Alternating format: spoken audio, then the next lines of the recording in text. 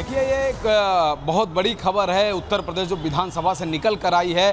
कल धर्मांतरण को लेकर जो विशेष जो ये विधेयक है यानी संशोधित विधेयक 2024 पर रखा गया था विधानसभा में, आज उस पर चर्चा हुई और ज़्यादा देर चर्चा नहीं हुई क्योंकि इरादा कन्फर्म था सरकार का कि हमें करना क्या है। हमें किसी भी विपक्ष के किसी भी प्रस्ताव को, किसी भी उनके संशोधन को लेना ही नहीं है, क्योंकि उन्होंने पहले ही मौका दे रखा था कि जो आपकी बातें हैं पहले आप दे दीजिए जब यह प्रस्ताव तैयार हो रहा था, लेकिन तब कोई बात आई नहीं। इसीलिए उनके जो सदन में खड़े होकर जो विपक्ष के कुछ नेता बोल भी रहे थे तो उस पर ज़्यादा गंभीरता सरकार ने नहीं दिखाई, लिहाजा इस कानून को पास कर दिया गया है विधानसभा से।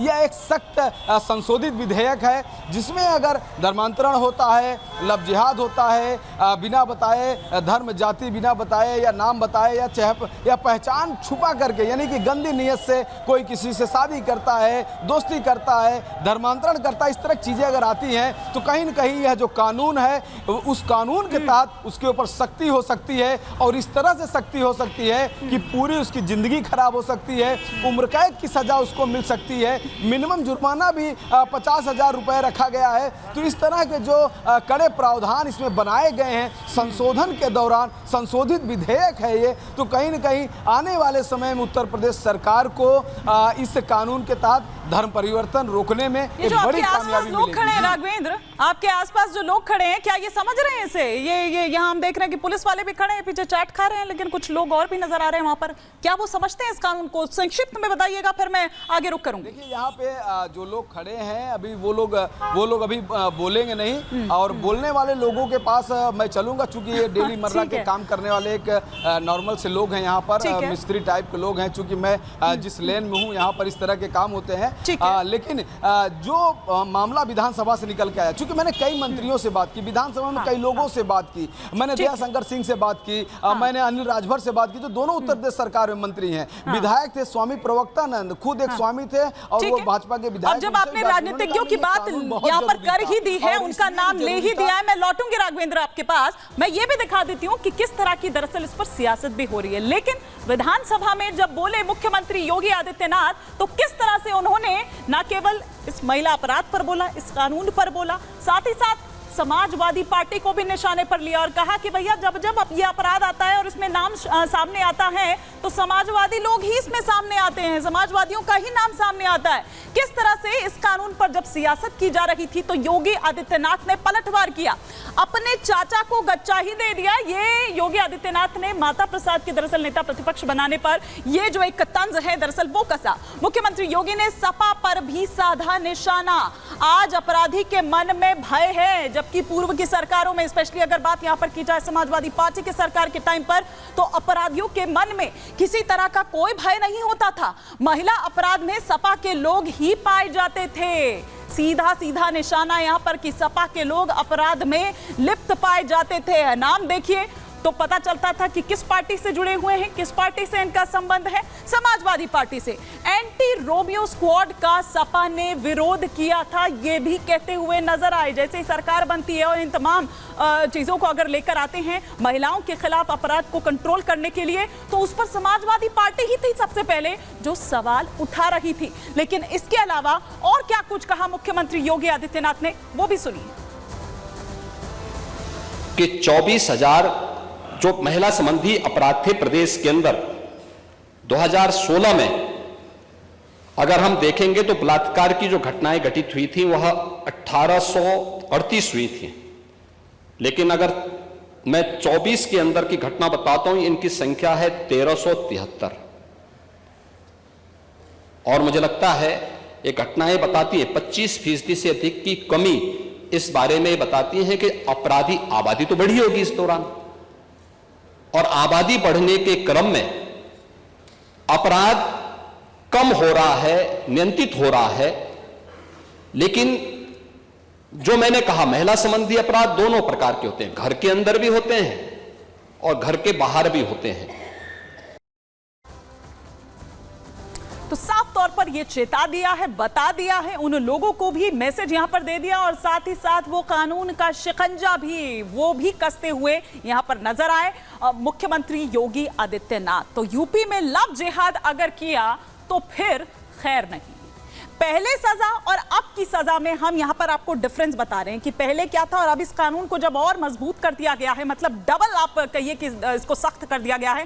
पहले कितनी सजा होती थी? 2 से 10 साल की जेल होती थी और 25,000 रुपया आपको जुर्माना देना होता था। लेकिन अब उम्र कैद की सजा, मतलब ताउम्र आपको जेल में ही सलाखों के पीछे ही सड़ना होगा और 1 लाख का जुर्माना, मतलब जुर्माना भी इसमें बढ़ा दिया गया है। तो ये हम आपको दिखा रहे हैं यहाँ पर कि किस तरह से इसे और सख्त कर दिया गया है ताकि इस तरह के अपराध जो हैं महिलाओं के खिलाफ उस पर कंट्रोल किया जा सके।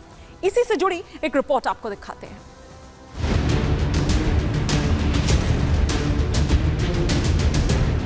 उत्तर प्रदेश में पहचान छिपाकर हिंदू लड़कियों को फंसाने वालों की अब खैर नहीं है।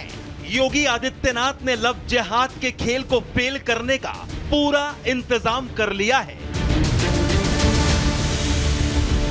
यूपी विधानसभा में लव जिहाद के खिलाफ कानून पास हो गया है। यानी मुख्यमंत्री योगी का संदेश साफ है कि अगर यूपी में हिंदू लड़कियों को फंसाने की साजिश हुई तो आरोपी अपनी इस गलती के लिए पूरा जीवन पछताएगा। मुख्यमंत्री योगी के नए कानून में सिर्फ लव जिहाद पर ही सख्ती नहीं की गई है, बल्कि अवैध धर्मांतरण के नियमों को भी इसमें जोड़ा गया है। नए कानून के तहत अगर किसी ने जबरन या धोखे से धर्म परिवर्तन कराया तो इसके लिए 15,000 रुपए जुर्माने के साथ साथ 1 से 5 साल की जेल की सजा का प्रावधान था। अगर दलित लड़की के साथ ऐसा होता है तो 25,000 रुपए जुर्माने के साथ 3 से 10 साल की सजा का प्रावधान है। जबकि स्वेच्छा से धर्म परिवर्तन के मामले में 2 महीने पहले मजिस्ट्रेट को बताना होगा। योगी सरकार के नए कानून पर मोहर लगने से पहले ही विवाद शुरू हो गया है। विपक्षी दल समेत मुस्लिम धर्मगुरु इस कानून पर सवाल खड़े कर रहे हैं। उनका कहना है कि यह कानून मुसलमानों को परेशान करने के लिए लाया गया है, जबकि इसकी कोई खास जरूरत नहीं थी। ऐसे में सवाल यह है कि योगी के नए कानून से विपक्ष क्यों परेशान हो उठा है? आखिर क्यों मुस्लिम धर्मगुरु इस कानून का विरोध कर रहे हैं? Bureau report, Republic Bharat. और इस लव जिहाद के दायरे में क्या क्या आएगा या क्या क्या आता है वो हम यहां आपको बता रहे हैं कि पहचान बदलकर अगर आपने शादी की तो आप इस दायरे के अंदर आते हैं। छिपाकर अगर आपने जो धर्म है वो आपने अगर बदलवाया पहचान छिपाकर तो आप इसके दायरे में आते हैं। धर्म परिवर्तन के लिए फंडिंग तो आप इसके दायरे में आते हैं। डर दिखाकर अगर आपने धर्म बदलवाया तो आप इसके दायरे में आते हैं। बल प्रयोग से शादी करना तब भी आप इसके दायरे में आते हैं। और शादी के लिए अगर आप साजिश कर रहे हैं तो आप इसके दायरे में आते हैं। लेकिन आइए हम आपको बताते हैं, सुनाते हैं कि जो हमारे सियासतदान हैं वो क्या इस पर अपनी प्रतिक्रियाएं दे रही हैं और किस तरह से दरअसल इस कानून को लेकर सियासत हो रही है। क्या है उनका? वो यही चाहते हैं कि हिंदू मुसलमान का झगड़ा रहे, इसी तरह की ये विवादों में उलझे रहें। ये छुआछूत के खिलाफ थे, आपको नहीं पता है? अभी जानकारी हुई है मुझे कि ये लोग छुआछूत के खिलाफ थे और इन्होंने जानबूझ करके कांवड़ यात्रा रोकी। वो हिंदू मुसलमान नहीं था, उससे ज़्यादा था छुआछूत का मामला। ये छुआछूत के लिए भी कानून लाएंगे कि नहीं लाएंगे? ये लोग छुआछूत के लिए भी कानून लाएंगे। हमारी जिम्मेदारी है कि प्रदेश में हम कानून व्यवस्था को और सुदृढ़ करेंगे और लगातार आवश्यकता अनुसार कानूनों में परिवर्तन भी करेंगे। पिछले दिनों कांवड़ यात्रा में जितने दुकानदार हैं उनको अपनी धार्मिक पहचान उजागर करने वाला जो आदेश दिया था, उसी तरह की गलती आजीवन कारावास वाला भी ये मामला है। लोग कोर्ट में जाएंगे और वहाँ निश्चित तौर पे फिर से योगी जी को तमाचा लगेगा। तो ये बेसिकली अगड़े पिछड़े की लड़ाई को मैनेज करने की कोशिश है, जो संभव नहीं है कि मैनेज हो पाए। और जहां तक इसकी लीगैलिटी का सवाल है, कोई भी जाकर के इसको चैलेंज करेगा और योगी सरकार को पीछे हटना पड़ेगा। ये अपने आप में ये मानना चाहिए कि ये सर्वधर्म के लिए है, क्योंकि हमारी बेटी हो, आपकी बेटी हो, किसी की बेटी हो, उसको अगर कोई नाम परिवर्तन करके और बहला फुसला कर उससे शादी करके और बाद में उसका जीवन बर्बाद करे छोड़ दे, तो उसके खिलाफ सख्त कानून लाकर अगर हम कार्रवाई नहीं करेंगे, सख्त कानून नहीं बनाएंगे, तो इन चीजों को रोक पाना मुश्किल होगा। लेकिन विपक्ष के साथी जो है उनको हर चीज में धर्म नजर आता है, क्योंकि वो तुष्टीकरण की राजनीति में